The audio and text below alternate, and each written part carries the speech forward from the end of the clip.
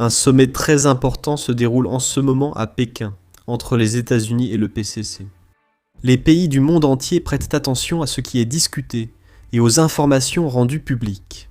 Mais il y a un pays qui s'inquiète plus que tous les autres de ce sommet, et c'est l'Iran. Vous voyez, sans l'aide de la Chine, il n'y aurait pas d'économie iranienne. La Chine achète la plus grande quantité de pétrole, environ 90% du pétrole iranien, ce qui permet à l'économie moribonde de rester à flot. Et pendant une guerre, alors que leur économie s'effondre plus vite que jamais, l'Iran ne peut pas se permettre de perdre la Chine. C'est pourquoi je suis sûr qu'ils ont été choqués lorsqu'ils ont vu cette déclaration paraître ce matin même. Regardez.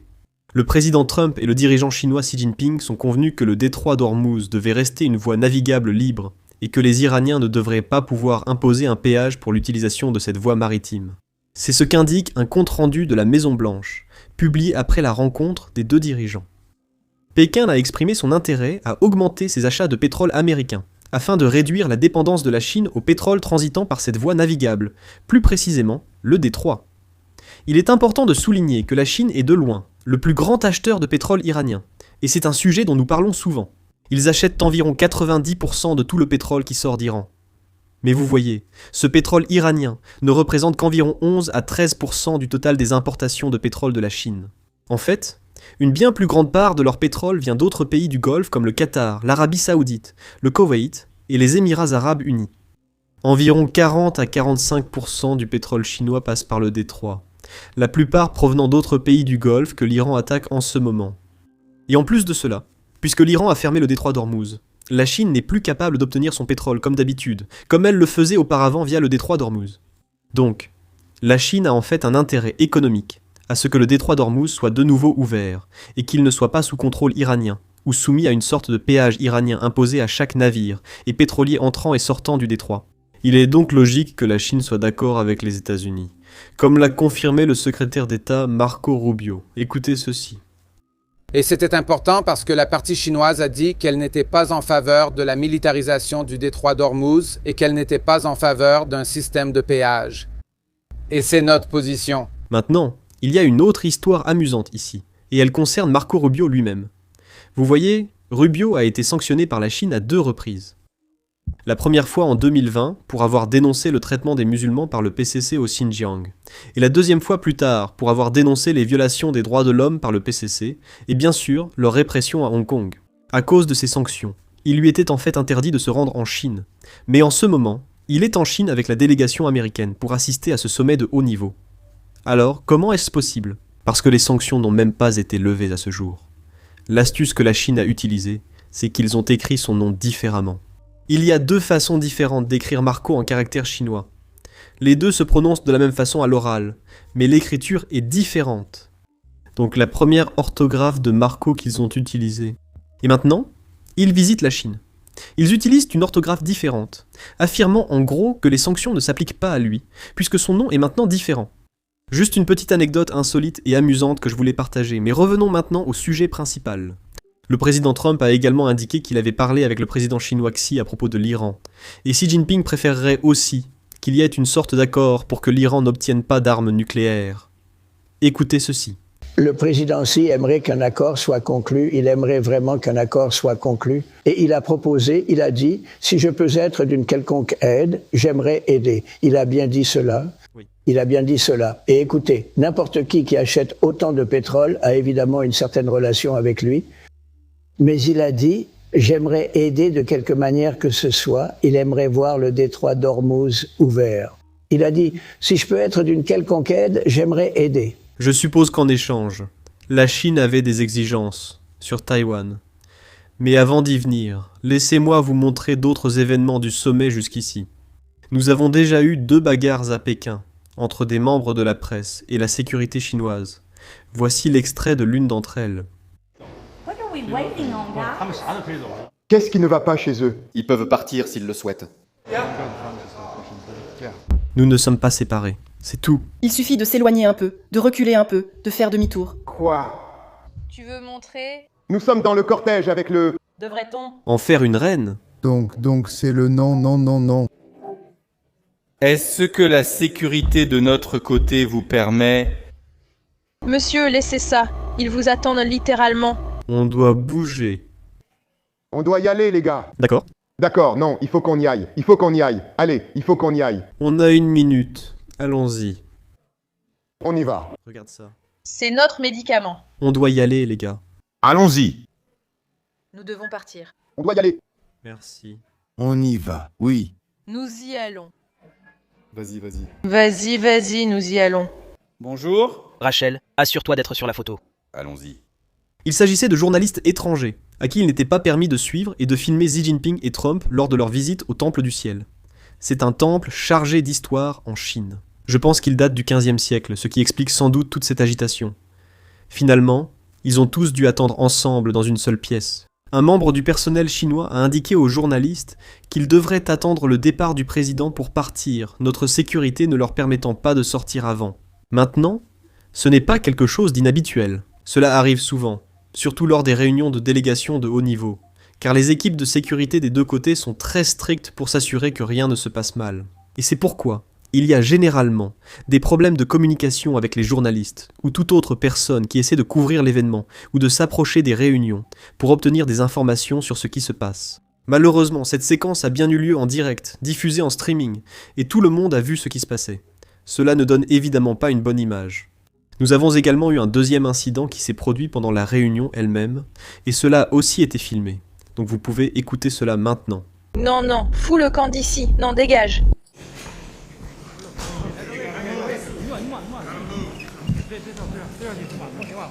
Veuillez mettre l'oreillette pour l'interprétation simultanée. Merci.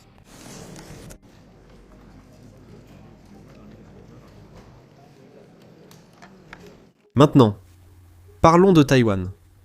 Parce que du point de vue du PCC, c'est la question la plus importante, ou je dirais le sujet le plus important qu'ils veulent aborder. Avant d'entrer dans les détails, merci de cliquer sur j'aime et s'abonner ci-dessous. Cela nous aide, surtout lors de notre couverture de l'actualité de la Chine sur YouTube. Il y a beaucoup de bots chinois qui ne sont pas contents lorsque nous disons quelque chose de critique envers le gouvernement chinois. Maintenant, parlons de Taïwan. Selon les médias d'État chinois, Xi Jinping a effectivement abordé la question de Taïwan avec le président américain Trump lors d'une réunion à huis clos. Nous ignorons ce qui a été discuté lors de ces réunions. Toutes nos informations viennent des médias chinois, qui ont probablement une source à la réunion ou quelqu'un qui leur transmet. Il est important de garder cela à l'esprit, car les informations reçues seront probablement biaisées. Le gouvernement chinois transmet aux médias d'État uniquement les informations qu'il souhaite rendre publiques, et ce sont celles que nous recevons. Donc, c'est quelque chose que nous devons garder à l'esprit, car il ne s'agit pas d'une transcription de la réunion rendue publique ou quelque chose comme ça. Ce sont des informations très spécifiques qui sont diffusées. Donc, il faut prendre cela avec des pincettes. Mais selon ce rapport, le dirigeant chinois Xi Jinping a soulevé la question de Taïwan jeudi, lors de sa rencontre avec Trump. Xi a qualifié Taïwan de la question la plus importante dans les relations sino-américaines, avertissant que sa gestion déterminera si ces relations resteront stables ou sombreront dans la confrontation. S'il est bien géré, a-t-il dit, la relation sino-américaine peut rester sur une trajectoire stable. Si elle est mal gérée, cela pourrait entraîner des affrontements, voire un conflit, poussant les relations dans une zone dangereuse. Xi Jinping a également souligné lors de la réunion que l'indépendance de Taïwan est fondamentalement incompatible avec la paix dans le détroit de Taïwan, décrivant la stabilité dans la région comme étant dans l'intérêt commun de Pékin et de Washington. Le rapport des médias d'État chinois ne précise pas la réaction de Trump ou des États-Unis à cette déclaration, mentionnant seulement les propos de Xi Jinping. Côté américain, aucun commentaire public ou officiel n'a été fait sur la question de Taïwan, ni sur ce dont il a été question, les engagements pris par les États-Unis, ou ce que Washington a exclu d'emblée, donc aucune information n'est disponible. Cependant, certains points étaient intéressants. Le premier point, c'est lorsque le président Trump se tenait devant le temple avec le président chinois Xi Jinping, et que les journalistes ont commencé à lancer des questions. Il a répondu à quelques questions que les journalistes lançaient, mais il a complètement ignoré toutes les questions concernant Taïwan. Regardez ce passage, il est très court. Comment se passent les discussions, monsieur? Super. En avez-vous parlé? Super endroit. Incroyable. La Chine est magnifique. Ils disent que vous êtes sympa. Avez-vous parlé de Taïwan avec le président?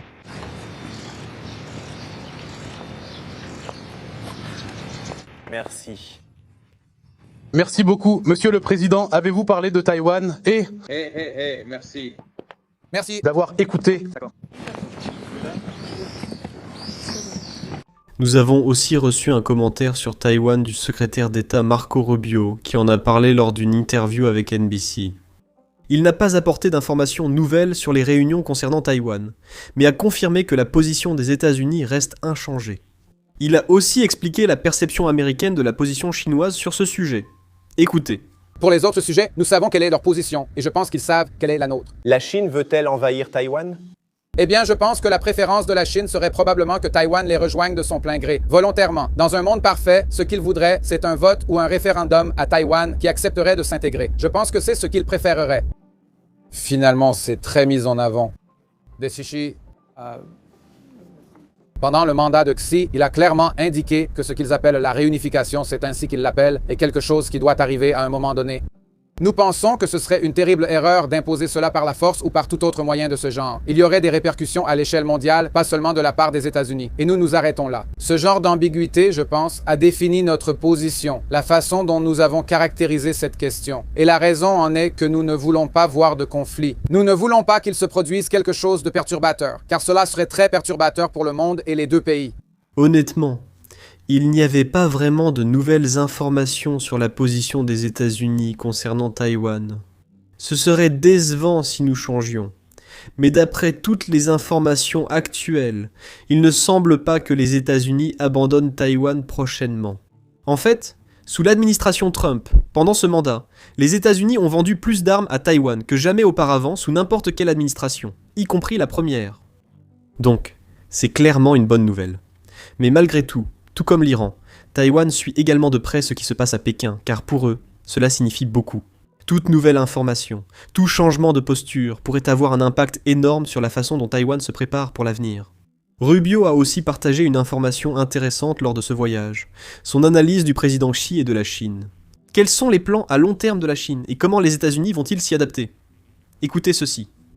Quelle est votre opinion sur le président Xi? Je veux dire, vous avez lu que leur économie est en difficulté. Vous avez lu que il est isolé. Vous avez lu que Poutine et le président Xi ont tous les deux un degré de paranoïa assez élevé. Quelle est votre analyse lorsque vous observez le président Xi à distance avant la réunion? Oui, je pense que mon analyse est la même depuis un certain temps, à savoir que la Chine a un plan. Ils pensent clairement qu'ils deviendront le pays le plus puissant du monde. Ils dépasseront les États-Unis et ont un plan pour cela. Et ils mettent ce plan à exécution, et je ne leur en veux pas. Si j'étais le gouvernement chinois, j'aurais le même plan. Nous, en revanche, nous ne le voyons pas de cette façon, et nous ne voulons rien voir. Nous n'essayons pas de contraindre la Chine, mais leur ascension ne peut pas se faire à nos dépens. Leur ascension ne peut pas se faire au prix de notre chute. Donc, c'est simplement un point sur lequel nous serons en désaccord. Mais je les trouve, eux et le gouvernement chinois, confiants. Ils ont un plan et ils essaient de le mettre à exécution, ce qui est très bien. Je comprends du point de vue d'un État-nation, mais si ce plan s'oppose à l'intérêt national des États-Unis, nous devons agir dans l'intérêt des États-Unis. Cela sera traité lors de ce voyage. Plus important, cela restera une caractéristique durable de cette relation. Un langage très diplomatique, ce qui a du sens d'une certaine manière. Vous allez en Chine pour ce grand sommet. Évidemment, il ne faut pas faire de déclarations aggravant la situation ou créant plus de tensions. Ce qui est notable, ce sont aussi les propos similaires venant de Chine. Les responsables chinois affirment « Nous sommes en concurrence avec les États-Unis, mais pas ennemis. Les États-Unis et la Chine ne sont pas ennemis. » Écoutez, déclaration d'un haut responsable militaire chinois. Pensez-vous que la tension monte ou diminue entre les États-Unis et la Chine? C'est une très bonne question fondamentale. Je crois que, malgré toutes sortes d'allégations, le 21e siècle est en réalité plus facile à vivre pour nous que le 20e siècle.